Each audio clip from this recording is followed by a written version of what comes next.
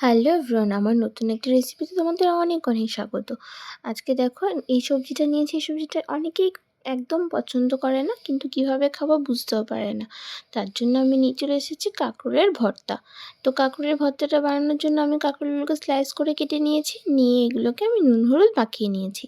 নেওয়ার পরে বেশ কিছুক্ষণ পরে আমি এটা কড়াই সামান্য তেল দিয়ে এগুলোকে উপিট উপিট করে লালচে করে ভেজে নেব।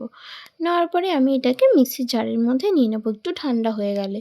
তার মধ্যে দিয়ে দেবো 1 চামচ পোস্ত, হাফ চামচ সর্ষে, আর দিয়ে দেবো 2-3টে কাঁচা লঙ্কা। ঝালটা যার যার ইচ্ছে মতো। আর আমার কাছে যেহেতু নারকেল ছিল না, তো আমার কাছে নারকেল পেস্ট মানে প্যাকেটিং নারকেল ছিল, সেটাকেই আমি দিয়ে দিয়েছি। তো যারা কাঁচা নারকেলটা দিতে পারবে তাদের খুব ভালো। ডাইজেস্ট করাটা তো অতটাও ভালো না। তো যাই হোক, যেটা ছিল আমি সেটা ইউজ করেছি, তোমরা চাইলে ওটা ইউজ করবে। দিয়ে আমি এটাকে একটা স্মুথ পেস্ট বানিয়ে নিয়েছি। তারপরে দেখতেই পেলে আমি কড়াইয়ে তেল দিয়ে তার মধ্যে কালো জিরে শুকনো লঙ্কা ফোড়ন দিয়ে পেস্টটা দিয়ে দিলাম। দিয়ে খুব ভালোভাবে নেড়েচেড়ে নুন হলুদ দিয়ে একদম শুকিয়ে ফেলতে হবে। যতক্ষণ না না টেনে আসে ততক্ষণ রান্না করতে হবে।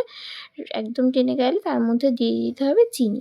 চিনিটা দিয়েও খুব ভালোভাবে নাড়িয়ে চাড়িয়ে নিতে হবে যতক্ষণ না কড়াইয়ের গায়ে লেগে যাচ্ছে, উঠে আসছে কড়াই থেকে এমনি, ততক্ষণ রান্না করতে হবে। দেখবে শুকিয়ে একদম যখন হয়ে যাবে তাহলেই রেডি আমাদের এই ভর্তা।